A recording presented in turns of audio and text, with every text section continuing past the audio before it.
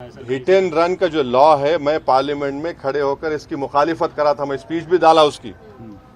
Criminal jurisprudence में आप 2 साल से 10 साल कर देंगे, ये क्या है भाई? ये क्या बनाना चाह रहे इस मुल्क को आप? ठीक है, वो गलत है, क्राइम है, मगर 10 साल कैसा करेंगे आप? और उसमें आप बेल नहीं होंगी। मैं उस वक्त वार्न करा था लोकसभा में मेरी स्पीच में, मगर 306 आप लोग आज हवा में उड़ रहे हैं, जमीन पे पैर ही नहीं है आपके। अब जब पूरे ट्रक ड्राइवर्स निकल गए और पूरा शहर जाम हो गए, शहरा जाम हो गए, रोड पे पेट्रोल नहीं, डीजल नहीं, तो जब इनको ख्याल आया, क्यों प्राइम मिनिस्टर मोदी और अमित शाह आवाम रोड पे निकले डरते हैं लोग? अबे पार्लियामेंट में हम बोले आपको वार्न करे, मत करो ये काम आप, मगर आप नहीं सुने। मैं फिर से कह रहा हूं, ये जो नया तीनों फौजदारी का कानून लाए, ये रोलेट एक्ट की याद दिलाता है। मैं फिर से कह रहा हूं, अगर आज महात्मा गांधी और भगत सिंह रहते तो बोलते ये तो रोलेट एक्ट है, ये इससे बहुत नुकसानात होने जाएंगे, बहुत से परेशानी होने जाएंगे। अब देखना इसका गलत इस्तेमाल होगा बहुत। सर, गिरिराज सिंह ने बात करते हुए कहा है कि सुन लो ओवैसी, राम मंदिर तो झांकी, अभी बहुत और कुछ बाकी है, ये बताया है सर, इस पर क्या कहेंगे? तो हम चाहेंगे कि भारत के प्रधानमंत्री नरेंद्र मोदी इनके इस बयान पर बता दें कि सच है।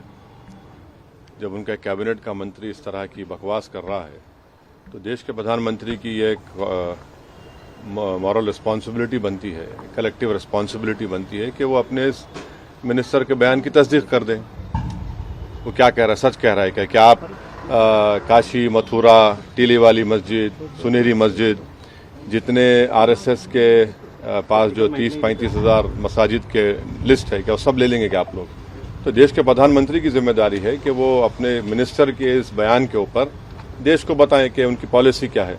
क्या ये बात सच नहीं है कि अगर 6 दिसंबर को मस्जिद नहीं शहीद की जाती तो कोर्ट का जजमेंट क्या आता? क्या ये बात सच नहीं है कि बगैर मुस्लिम पक्ष को बताए ताले खोले गए? जब कंप्यूटर नहीं था तो चंद मिनट की हियरिंग में जज साहब ने 26 या 25 पेज का ऑर्डर दे दिया, और बाद में वही जज साहब ने अपनी किताब में लिखा कि उनको ऊपर से इशारा मिला क्योंकि उन्होंने अपने कोर्ट की दीवार पर एक काले बंदर को देखा।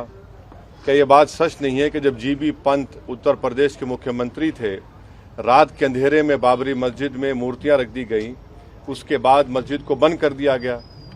ये फैक्ट है, सुप्रीम कोर्ट का जजमेंट फैक्ट है।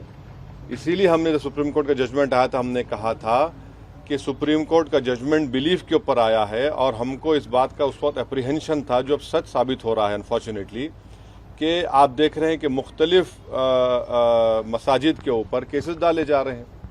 तो ये मैं जो कह रहा हूँ फैक्ट है, वो मैं मानता हूँ सुप्रीम कोर्ट जजमेंट, जैसा जस्टिस जे.एस. वर्मा ने कहा था कि supreme court is supreme but not infallible. अब आप मेरे को बताइए, टीले वाली मस्जिद का किस्सा क्या है? 200 साल पुरानी मस्जिद है, और लुटियंस जब बना रहे थे दिल्ली को, तो उसको छोड़कर बनाया गया। तो पहले वहां पर गांवों को हासिल किया गया और मस्जिद को कोई हाथ नहीं लगाए। आप मस्जिद के ऊपर नोटिस देते हैं।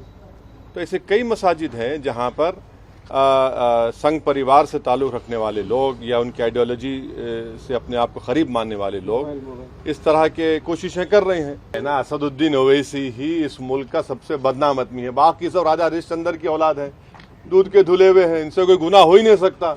मुझे अपनी बात करने का इख्तियार है। भारत का आइन, भारत का कॉन्स्टिट्यूशन, संविधान मुझे अपनी बात रखने का इख्तियार देता है।